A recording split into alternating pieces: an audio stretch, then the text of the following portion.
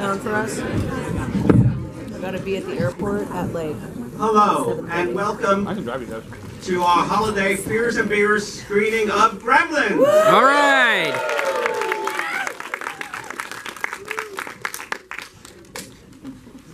Before we get started, I just want to say, we do screenings pretty much every month.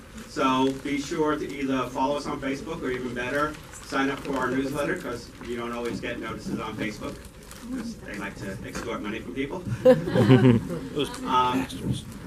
We also would like to thank Tea and Coffee Exchange for the wonderful gingerbread cookies that you enjoyed. They're located on the first floor here in Hollywood and Highland, so the next time you're here, check them out.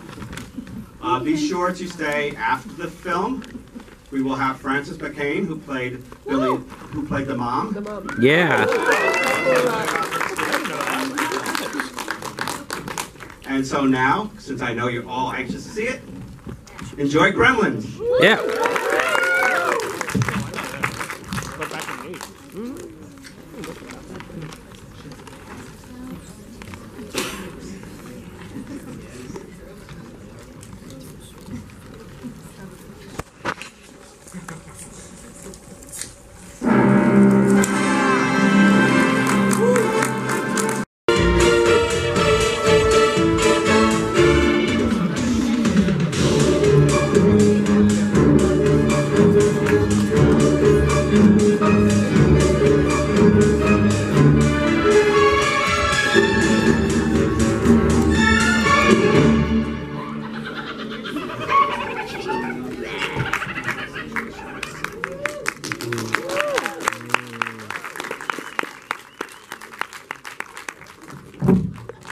Let's have one more round of applause for Gremlins. Yeah.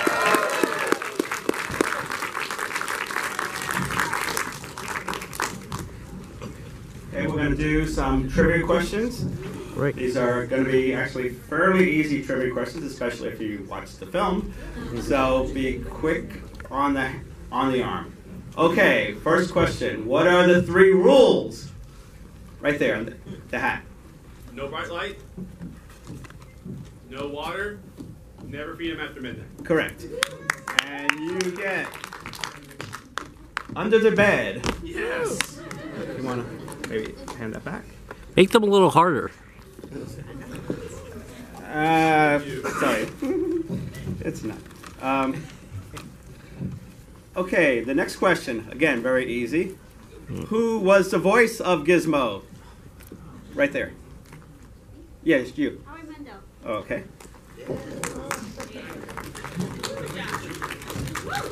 Thank you. Okay. This may. Oh, actually, I forgot to say, what film was that I gave you?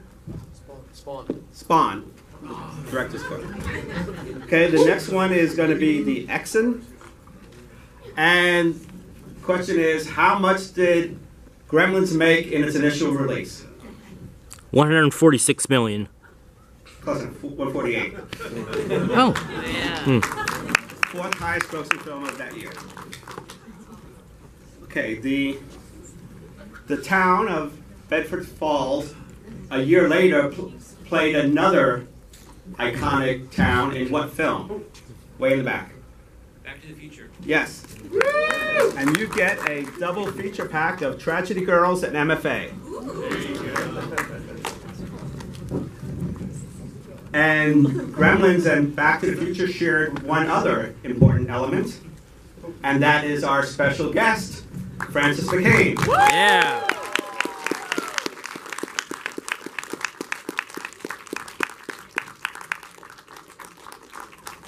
Should I come down there? Yes.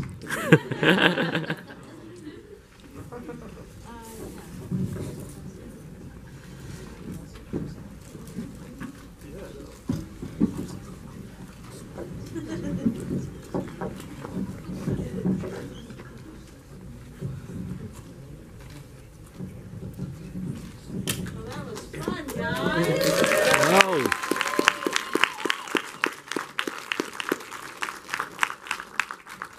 It was great watching you on the big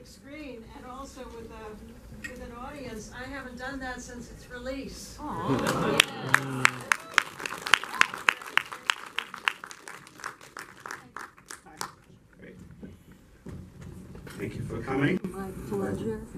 So, how did you get involved in the film? Well, I think this is a good question. You know, Okay. I think I got a call. Honestly, I can't remember that I auditioned. But I did get a call to come in and meet with Joe and Mike, and yeah, that was it. We just had a meeting. We had a great time, and we just chatted and talked for a little while, and I was willing to do an audition, and I thought I was going to do an audition, but then shortly after we had our time together, I got the call and told that I had gotten the part. So yay! Actually, there was a conflict in scheduling, and I thought I was going to have to make a choice either to do Gremlins or to do Back to the Future, and that was a really difficult choice. And I'm not going to tell you which one I chose. But actually, Steven Spielberg worked it out so that I could do both. He got it scheduled in such a way that I could do both. And we went to him. Very happy about that.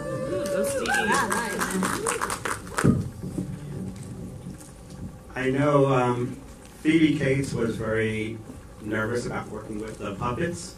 How did you feel about working with them? I love that stuff. I had a great time. And the Chris Wallace and his crew were just so amazing to work with and so much fun. And it was just like going to preschool every day. Everybody just got into it, got silly about it, and enjoyed it. I mean, that whole sequence in the kitchen and the living room with the Christmas tree was some of the best days of my filmmaking career.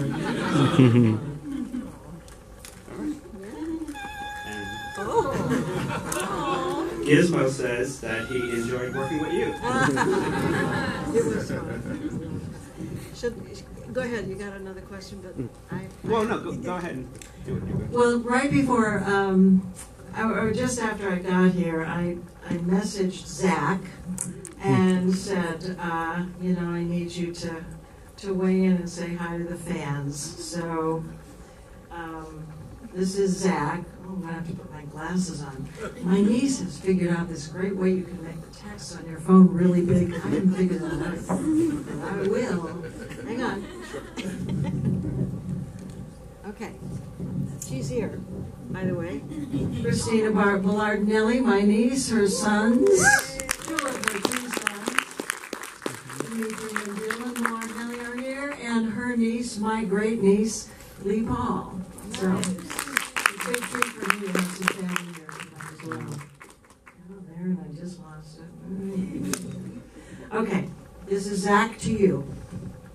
Okay, here goes. Hey, everybody, sorry I couldn't make it tonight, but I am with you in spirit.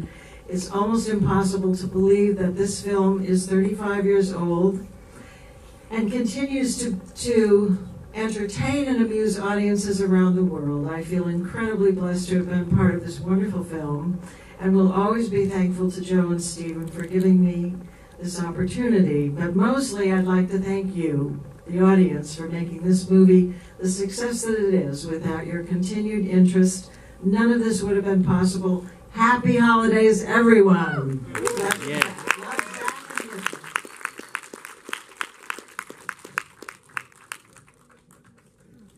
Now, I don't know if we were, when Gremlins was first written, it was more of a straight horror film. Yes, it was. Are you aware of what happened to your character? Yeah, she got killed off. Yes. But do She you was know decapitated and her head was thrown into the trash. Instead it happened to a gremlin. Yes. That's hilarious. So, are there any fun stories from the making of the film? God, There are a million fun stories, and I really do wish Zach was here because he's a natural storyteller. I'm the worst. I have wonderful memories. I have wonderful times, but I'm just I'm not one of those actors who goes around collecting anecdotes. Unfortunately, I'm a great audience for them, but I just move from one thing to another, and I don't. Damn, I wish I'd written some stuff down. But they are wonderful stories. I think my favorites really have to do mostly with working with the how do you say it? Animatronics. Thank you, animatronics, because those puppets were amazing, amazing pieces of work. And I was sitting here marveling at what a beautiful piece of filmmaking it is. Really is a glorious looking film, don't you think? Yeah. It's got that wonderful, especially those opening scenes, it's got that wonderful kind of old world, 1930s, 1940s kind of look to it. It's lit as if it's a black and white film, but it's this just delicious color. And everybody was really into it, everybody got into the spirit of the thing. And so I think that if there had been, maybe there was, I'm not aware, if there had been an ensemble award at that time, I think it would have been up for that, because there was just a spirit on the set. There was a spirit always in the makeup room. Everybody was excited to come to work every day. And I look at that collection of actors now. What a dynamite collection of actors. All the bit players, all of it. Pretty wonderful film to be associated with. And what's really amazing is that it only cost $11 million to make. Only. Yeah, I know. But considering how, Yeah, the time. Oh, yeah. yes, even at the time, a film like that. That wouldn't even be the craft services budget now. Let's have a few questions from the audience. Okay. So, what's your experience with the Gremlins? Obviously, for us seeing it on screen, it's sound effects, and kind of polished up. What was the actual experience with the animatronic? Was it robotic or wires and just Exactly. 800 takes?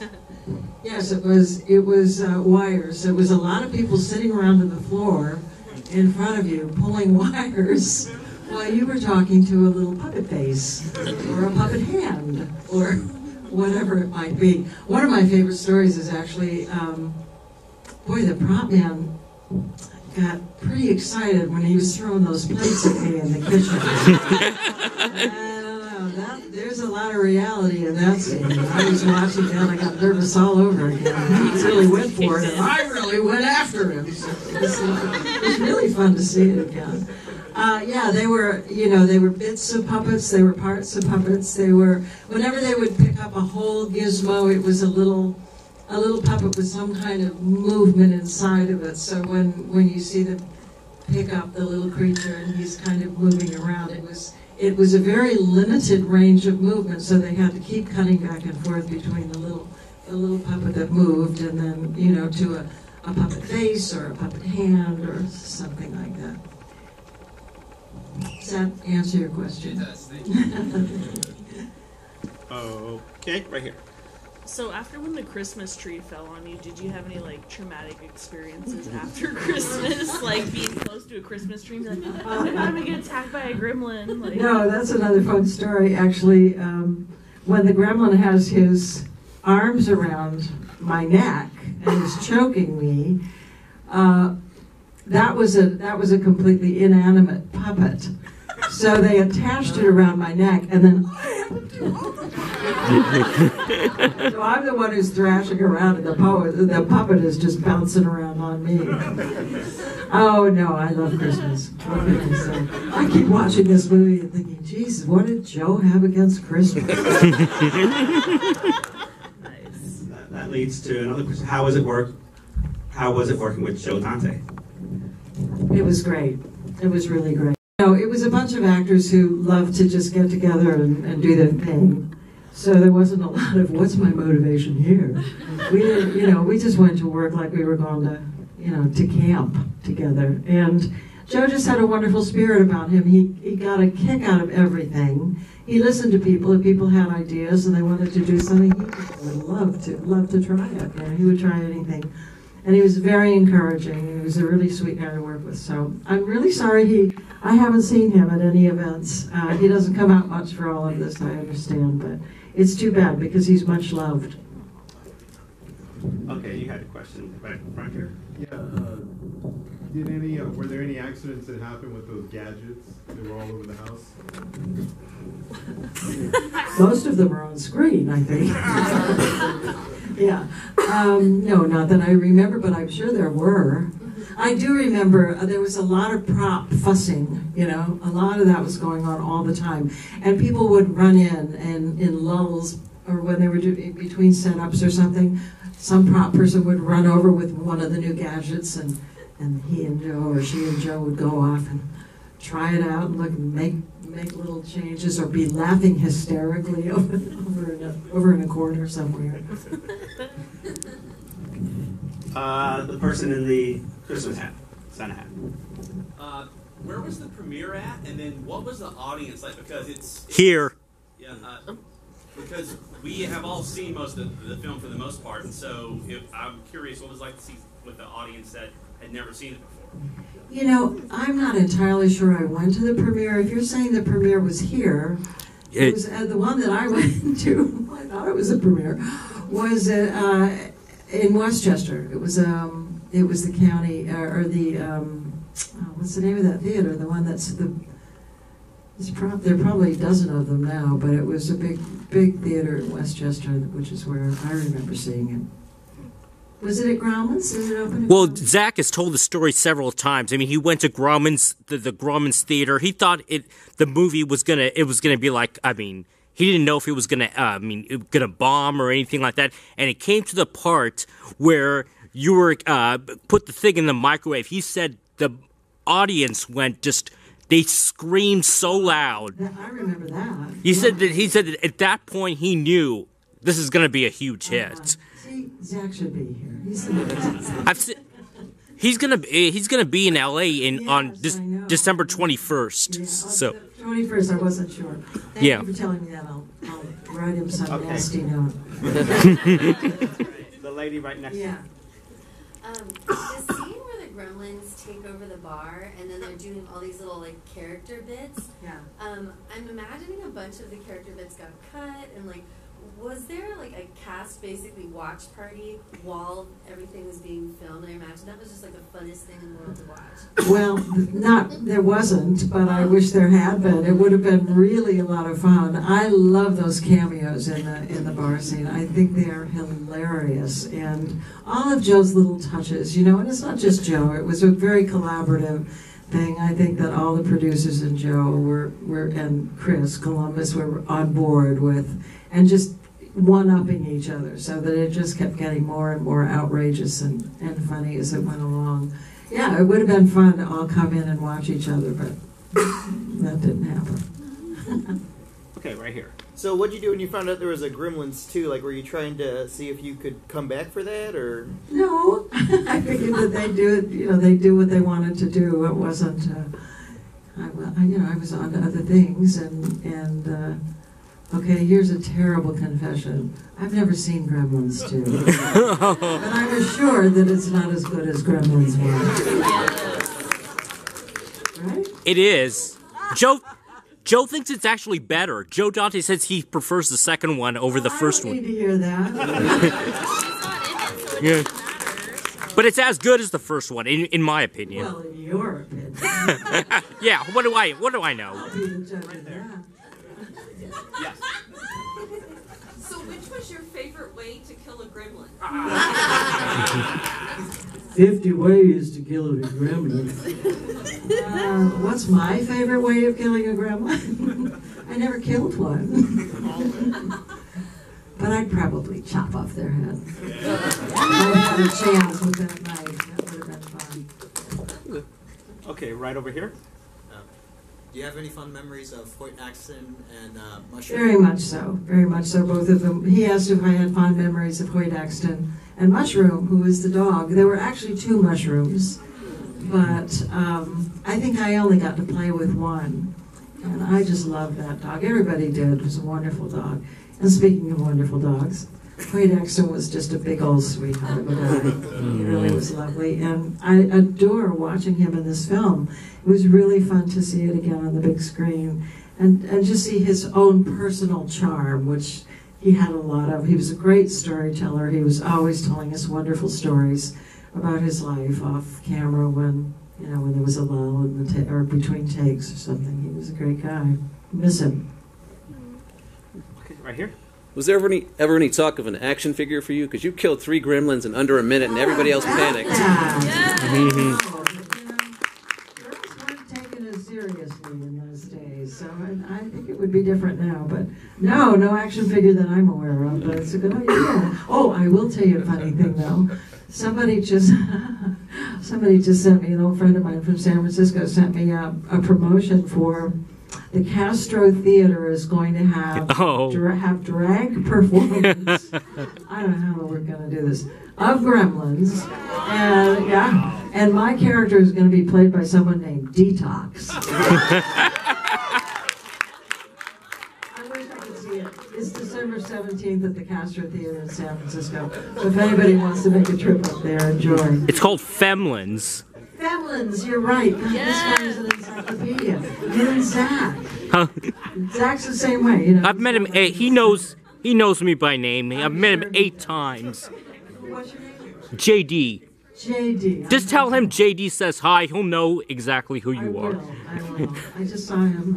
Who else has a in question? June. Anyone else have a question? One more. Okay. Did you keep anything from the set? Did I keep anything from the set? Dang, I wish I had.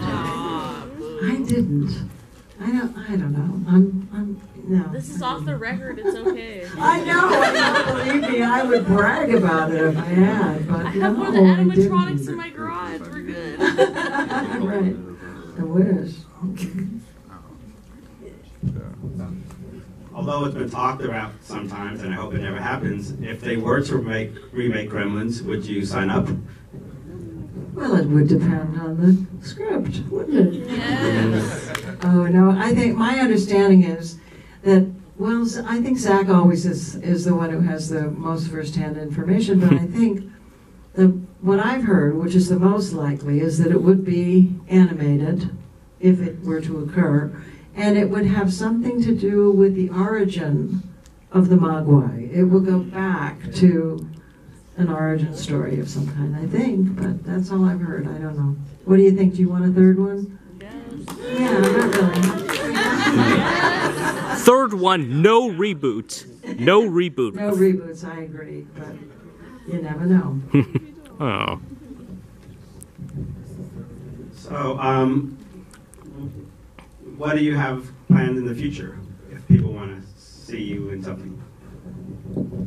Well, there'll be a couple of things coming out. I've got interesting, you know, frankly, I had forgotten that Jonathan Banks was in this film, although I knew him back in the day. But I will be in an episode of Better Call Saul that's going to come out sometime. In February. I live in Albuquerque, New Mexico now. So I actually went there to retire, and then the film business moved there. So I've been working a little bit again, which is fun. It's great. It's nice to dabble again once in a while. There's a little tiny cameo, which may or may not make it into the film, in De Niro, Tommy Lee Jones, Morgan Freeman film called The Comeback Trail, directed by George Gallo, who wrote Midnight Run, one of my favorite films. I think this is a terrific piece of writing and filmmaking. What else? There's something else coming up. Oh yeah, and then there's a cameo, if it makes it into the film, we never know, in The Messiah, which I think is coming out in Netflix on January 1st, I think it starts. Any last questions? Thanks for asking. Well, if not, then let's have a big round of applause. Yeah. All right.